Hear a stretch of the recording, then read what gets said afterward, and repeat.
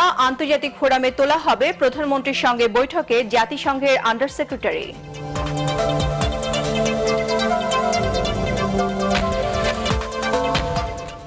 কূটনৈতিকদের ব্যর্থতায় ৭১-এর গণহত্যার আন্তর্জাতিক স্বীকৃতি আসেনি, অভিযোগ মুক্তিযুদ্ধ বিষয়ক মন্ত্রীর।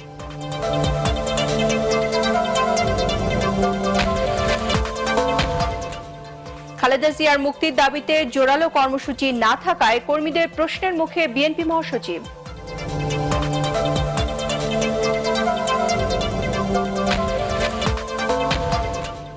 তৃতীয় ধাপের উপজেলা নির্বাচনেও ভোটার উপস্থিতি কম, শান্তিপূর্ণ হচ্ছে, ভোটের পার্সেন্ট নিয়ে মাথা ব্যথা নেই বললেন ইসি সচিব।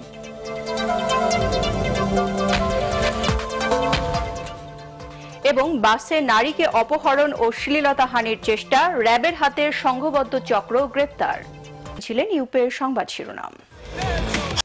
সংবাদে এছাড়াও থাকছে বনানীতে চিরনিদ্রায় কণ্ঠশিল্পী শাহনাজ রহমতুল্লাহ। এবারে বিস্তারিত সংবাদ।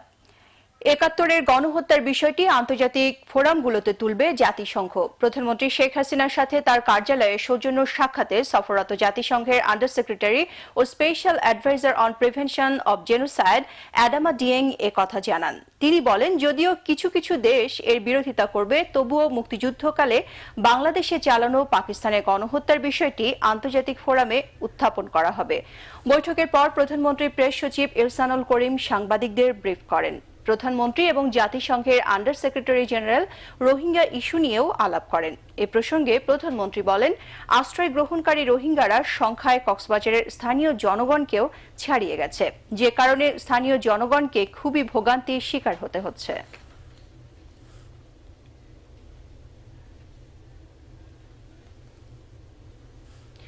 রোহিঙ্গাদের ফেরাতে বাংলাদেশের সাথে চুক্তি মানছে না মিয়ানমার। রাজধানীতে সেমিনারে এ অভিযোগ তুলেছেন জাতিসংঘের গণহত্যা প্রতিরোধ বিষয়ক উপদেষ্টা আদামা ডিয়েং।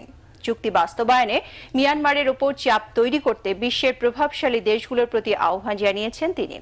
এছাড়া গণহত্যা ঠেকাতে বিশ্বজুড়ে ইউনিসেফ ও ইউনেস্কোর মাধ্যমে সচেতনতা কার্যক্রম শুরুর কথাও জানান আদামা ডিয়েং।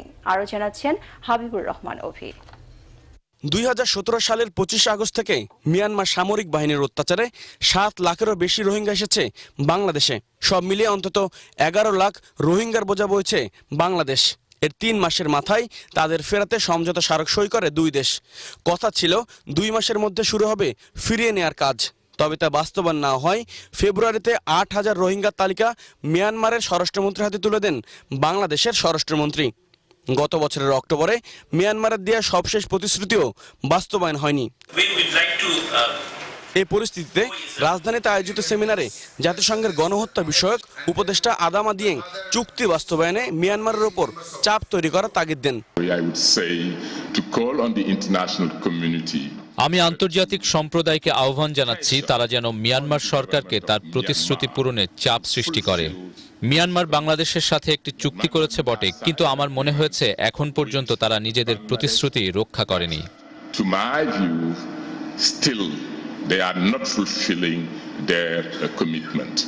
রাজধানীর বিজ অডিটোরিয়ামে আয়োজিত এই সেমিনারে তিনি বলেন, বিশ্বব্যাপী গণহত্যা বিষয়ে সচেতনতা তৈরিতে সবাইকে একসাথে কাজ করতে হবে। সংকেত পেলে আমরা কার্যকর ব্যবস্থা নিতে পারি, সেজন্য আমাদের অবশ্যই প্রস্তুত থাকতে হবে। প্রতিক্রিয়া থেকে প্রতিরক্ষামূলক উপায়ের দিকে যেতে হবে, যাতে প্রাথমিক উদ্বেগের লক্ষণ দেখা মাত্রই ব্যবস্থা নেওয়া যায়। প্রতিরোধে পারি, আমাদেরকে কেবল বৈদেশিক নীতির দিক থেকে ভাবলে চলবে না, নিজ দেশের বিষয়টিও আমাদেরকে দেখতে হবে।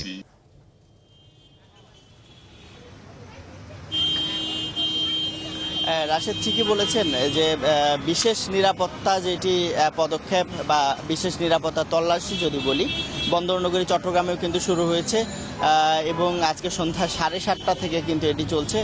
নগরীর বিভিন্ন গুরুত্বপূর্ণ স্পটগুলোতে তল্লাশি চলছে। তো পুলিশের পক্ষ থেকে কিন্তু যেটি বলা হচ্ছে যে স্বাধীনতা দিবসকে সামনে রেখে এই তল্লাশি চালানো হচ্ছে এবং আরেকটি বিষয় বলা হয়েছে যে প্রায় সময়ই কিন্তু আসলে দেশের আইনশৃঙ্খলা পরিস্থিতি স্বাভাবিক রাখার জন্য বিশেষ সারপ্রাইজ তল্লাশি যদি বলা হয় সেটি করা হয়ে থাকে। যেহেতু সামনে স্বাধীনতা দিবস আছে এবং একই সাথে একটি প্রস্তুতি হিসেবেও কিন্তু এই নিরাপত্তা ব্যবস্থা বা নিরাপত্তা তল্লাশির গ্রহণ করা হয়েছে। এবং সেটি আমি তথ্য যদি জানাতে চাই যে চট্টগ্রামের যতগুলো থানা আছে সবগুলো থানার অধীনেই কিন্তু, যেমন আমি যে জায়গাটিতে আছি এখানে নগরীর জামাল খান এলাকা, সেখানে কোতোয়ালি থানার অধীনে পড়েছে। এই কোতোয়ালি থানার অধীনেও কিন্তু 5টি জায়গায় তল্লাশি চলছে। এর বাইরে যে হোটেলগুলো আছে সেখানেও কিন্তু 3টি টিম পৃথকভাবে বিভিন্ন হোটেলগুলোতে তল্লাশি চালাচ্ছে বা বিভিন্ন ধরনের। তো পুলিশ কর্মকর্তারা আমাদেরকে যেটি জানাচ্ছেন যে স্বাধীনতা দিবসের আগে এসে সাধারণ মানুষের মনে একটু স্বস্তি দেওয়ার জন্য বা তার এই পদক্ষেপ, এবং একই সাথে কোনো কৌচক্রী মহল যদি কোনো ধরনের অন্যায় বা অপ্রীতিকর অবস্থা তৈরির চেষ্টা চালিয়েও থাকে সেক্ষেত্রে তারা যেন সেটি থেকে সরে আসে, এই উদ্দেশ্যেই কিন্তু এই তল্লাশি চালানো হচ্ছে। রাশেদ। ইমদাদকে ধন্যবাদ যোগ দেওয়ার জন্য। ইমদাদুল হক চট্টগ্রাম থেকে আমাদের সাথে যোগ দিয়েছিলেন। আমরা মোটামুটি বলা যায় যে 26 মার্চ ঘিরে যে বাড়তি নিরাপত্তা ব্যবস্থা এবং পুলিশের যে কর্মপরিকল্পনা বা কর্মযোগ্য আমরা দেখে আসছিলাম আমাদের সহকর্মীদের কাছ থেকে। এবার আমি উপজেলা নির্বাচনের ভোট গণনার খবর জানাবো দর্শকদের। চলে যাচ্ছে সে তৃতীয় ধাপে দেশের 116 উপজেলায় ভোট শেষে চলছে গণনা। এখন পর্যন্ত 24টি উপজেলার বেসরকারি ফলাফল পাওয়া গেছে। এর মধ্যে নৌকার 15 জন এবং স্বতন্ত্র অন্যান্য 9 জন প্রার্থী চেয়ারম্যান পদে জয় পেয়েছেন। বিকেল 4টার পর ব্যালট বক্সগুলো নেওয়া হয় গণনার জন্য। পোলিং এজেন্টদের উপস্থিতিতে প্রতিটি কেন্দ্রের ফল ঘোষণা করেছেন প্রিজাইডিং কর্মকর্তারা। কেন্দ্রে ঘোষিত ফল পাঠানো হচ্ছে রিটার্নিং কর্মকর্তার কাছে।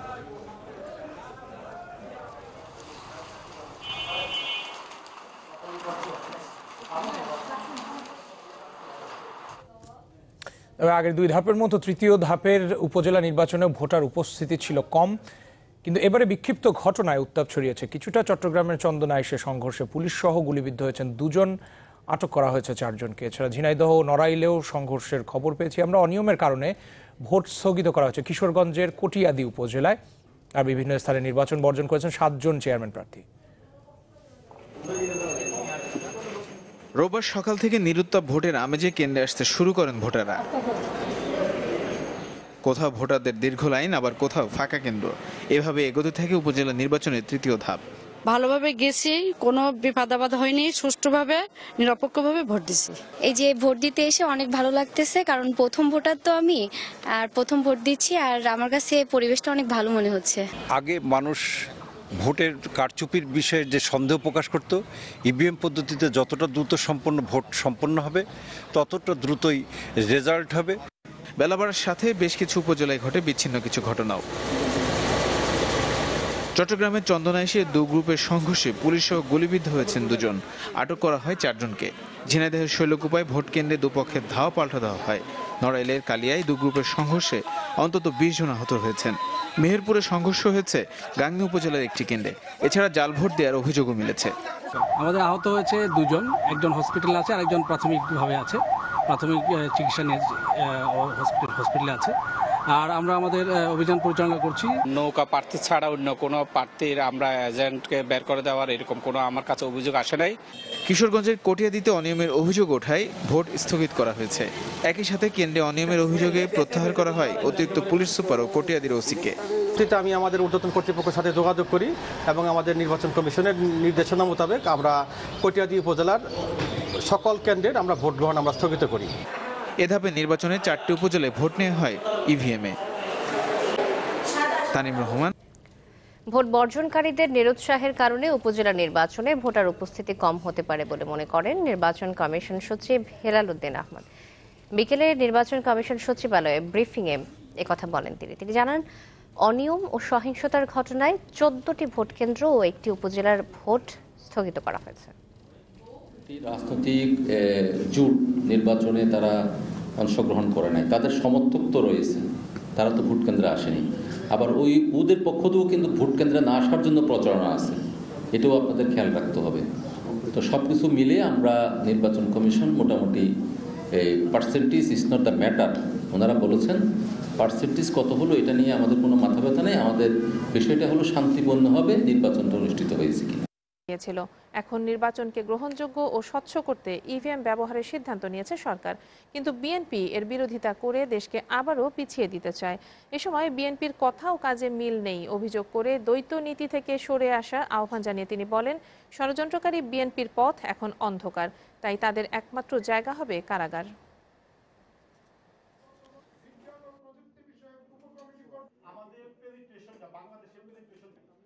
কোনোদিনই মানুষের কল্পনা ছিল না পৃথিবী হবে এবং কেমন একটি সমাজ হবে। এবং এই তৃতীয় শিল্প বিপ্লবের মেইন যে ইভিএম পদ্ধতি আমরা কেন দাবি করেছিলাম যে এই কারণে যে বাংলাদেশে যদি গত 100 বছরের যদি নির্বাচনের ইতিহাস পর্যালোচনা করে দেখা যায় যে প্রত্যেকটা নির্বাচনের পরেই পরাজিত প্রার্থী বা পরাজিত দল তারা ভোটের ব্যালট পেপার জাল, ব্যালট পেপার চুরি হওয়া, ব্যালট পেপারে ছিনতে হওয়া, ব্যালট পেপারে ডবল সিল মারা, ইভিএম পদ্ধতি যদি ব্যবহার করা যায় তাহলে এখানে ব্যালট পেপারে কোনো সংশ্লিষ্টতা নাই, যার ফলে এই ধরনের অভিযোগ থেকে সম্পূর্ণ মুক্ত হয়ে একটা সকলের কাছে গ্রহণযোগ্য নির্বাচন করা সম্ভব। যাদের জ্ঞানের কারণে তারা বারবার দেশকে পিছিয়ে নিয়েছে সেই রাজনৈতিক দল বিএনপি তারা এখন ইভিএম এর বিরুদ্ধে সোচ্চার হয়ে উঠেছে। এদিকে উপজেলা নির্বাচন বর্জনকারী দলগুলো ভোটারদের নিরুৎসাহিত করার কারণে কেন্দ্রে ভোটার উপস্থিতি কম বলে জানিয়েছেন নির্বাচন কমিশন সচিব হেলাল উদ্দিন আহমদ। তিনি আরও বলেন, ভোটার উপস্থিতি কেমন হলো সেটি নির্বাচন কমিশনের বিষয় নয়। বিকেলে নির্বাচন কমিশনে সংবাদ সম্মেলনে এসব বলেন তিনি। তৃতীয় দফায় উপজেলা পরিষদ নির্বাচন শান্তিপূর্ণ হয়েছে দাবি করে ভোট নিয়ে সন্তোষ জানান সচিব। তিনি জানান, মোট 117টি উপজেলায় নির্বাচন অনুষ্ঠিত হওয়ার কথা থাকলেও অনিয়মের কারণে কিশোরগঞ্জের কটিয়াদী উপজেলার নির্বাচন স্থগিত করা হয়েছে। সংবাদ সম্মেলনে উপস্থিত ছিলেন জাতীয় পরিচয়পত্র নিবন্ধন অনুবিভাগের মহাপরিচালক ব্রিগেডিয়ার জেনারেল মোহাম্মদ সাইদুল ইসলাম। একটি রাজনৈতিক জোট নির্বাচনে তারা অংশগ্রহণ করে নাই, তাদের সমর্থক তো রয়েছে, তারা তো ভোট কেন্দ্রে আসেনি। আবার ওদের পক্ষ থেকেও কিন্তু ভোট কেন্দ্রে না আসার জন্য প্রচারণা আছে, এটাও আপনাদের খেয়াল রাখতে হবে। তো সবকিছু মিলে আমরা নির্বাচন কমিশন মোটামুটি হাবিবুর রহমান। কূটনীতিকদের ব্যর্থতায় 25শে মার্চ গণহত্যার স্বীকৃতি আসেনি বলে মন্তব্য করেছেন মুক্তিযুদ্ধ বিষয়ক মন্ত্রী আ.ক.ম. মোজাম্মেল হক। 2015 সালে জাতিসংঘের পক্ষ থেকে আন্তর্জাতিক গণহত্যা দিবস পালনের সিদ্ধান্ত গ্রহণের সময় দেশের কূটনীতিকেরা সে প্রেক্ষাপট সঠিকভাবে তুলে ধরতে পারেননি বলে উল্লেখ করেন তিনি। জাতীয় প্রেস ক্লাবে আয়োজিত 71-এর 25শে মার্চের গণহত্যা ও আমাদের ভাবনা শীর্ষক সেমিনারে উঠে এসেছে আন্তর্জাতিক আদালতে গণহত্যা বিচারের উদ্যোগ গ্রহণের দাবি। বিস্তারিত সাদিয়া মাহজাবিন ইমামের রিপোর্টে। 1947 সালে ইতালিতে মে দিবস পালনের সময় 11 জনের মৃত্যু বা 1962 সালে সোভিয়েত ইউনিয়নে মূল্যস্ফীতির বিরুদ্ধে আন্দোলনে পুলিশের গুলিতে 16 জন হত্যার ঘটনা বিশ্ব গণহত্যার তালিকায় স্থান পেয়েছে। কিন্তু 1971 সালের 25 মার্চ পাকিস্তানি সেনাবাহিনীর হাতে প্রায় 1 লাখ বাঙালি শহীদ হওয়ার বর্বরোচিত নৃশংসতার ঘটনা নেই সে তালিকায়। জাতীয় প্রেস ক্লাবে 71-এর 25শে মার্চ গণহত্যা ও আমাদের ভাবনা শীর্ষক সেমিনারে মন্ত্রী জানান, বাংলাদেশের বড় সুযোগ ছিল 2015 সালে। তখন জাতিসংঘের ভুল সংশোধনের জন্য কূটনীতিকরা সেভাবে প্রতিবেদন উপস্থাপন করতে পারেননি। 25শে মার্চ এরকম ঘটনা ঘটছে, কাজে 9 ডিসেম্বর না করে 25শে মার্চ করে। যাই হোক, আমাদের জানা ছিল না বা আমাদের যারা কূটনৈতিক প্রতিনিধি সেখানে সেভাবে তারা এটা উপস্থাপন করতে পারে নাই। জাতীয় সংসদে 2017 সালে 25 মার্চ জাতীয় গণহত্যা দিবস পালনের প্রস্তাব সর্বসম্মতভাবে গৃহীত হওয়ার পর থেকে দিনটি জাতীয় গণহত্যা দিবস হিসেবে পালিত হয়ে আসছে। 25 মার্চের গণহত্যার আন্তর্জাতিক স্বীকৃতি পাওয়া খুব সহজ হবে না বলে জানান মন্ত্রী। তবে তিনি বলেন, সরকার পররাষ্ট্র মন্ত্রণালয়ের মাধ্যমে এখন 25 মার্চের গণহত্যা বিষয়ে সারা বিশ্বে জনমত গঠনে কাজ করছে। রাজনীতি এখন দেউলিয়া হয়ে গেছে বলে মন্তব্য করেছেন আওয়ামী লীগের উপদেষ্টা পরিষদের সদস্য ও সাবেক বাণিজ্য মন্ত্রী তোফায়েল আহমেদ। দুপুরে ভোলা সরকারি উচ্চ বিদ্যালয় মাঠে চতুর্থ দিনের মতবিনিময় সভায় সদর উপজেলা বাপ্তা ও কাচিয়া ইউনিয়ন আওয়ামী লীগের তৃণমূল পর্যায়ের নেতাকর্মীদের সাথে মতবিনিময় সভায় এসব কথা বলেন তিনি। বিএনপি মেয়াদ উত্তীর্ণ কমিটি নিয়ে রাজনীতি করায় দেউলিয়া হয়েছে উল্লেখ করে তোফায়েল বলেন, তারা সম্মেলন করতেও ব্যর্থ হচ্ছে। বিএনপি নেত্রী খালেদা জিয়া জেলে থাকার পরেও দলটি আন্দোলনের মাধ্যমে মুক্ত করতে ব্যর্থ হচ্ছে বলে মন্তব্য করেন তিনি। বিএনপি রাজনীতিতে এখন দেউলিয়া হয়ে গেছে। 3 বছর পর পর সম্মেলন হয়, ওদের মেয়াদ কদিন আগে শেষ হয়েছে, কিন্তু সম্মেলন করতে পারেনি। একটা দলের প্রধান দুর্নীতি মামলার আসামি হয়েছিলেন, আরেকজন ভারপ্রাপ্ত দেশে নাই, বিদেশে পালিয়ে গেছে খুন মামলার আসামি হিসেবে। সে যদি নেতা হয়, সেই দলের অস্তিত্ব থাকে। সরকার বিরোধী আন্দোলন সফল করতে হলে সারা দেশের মানুষকে ঐক্যবদ্ধ করতে হবে বলে মন্তব্য করেছেন বিএনপি মহাসচিব মির্জা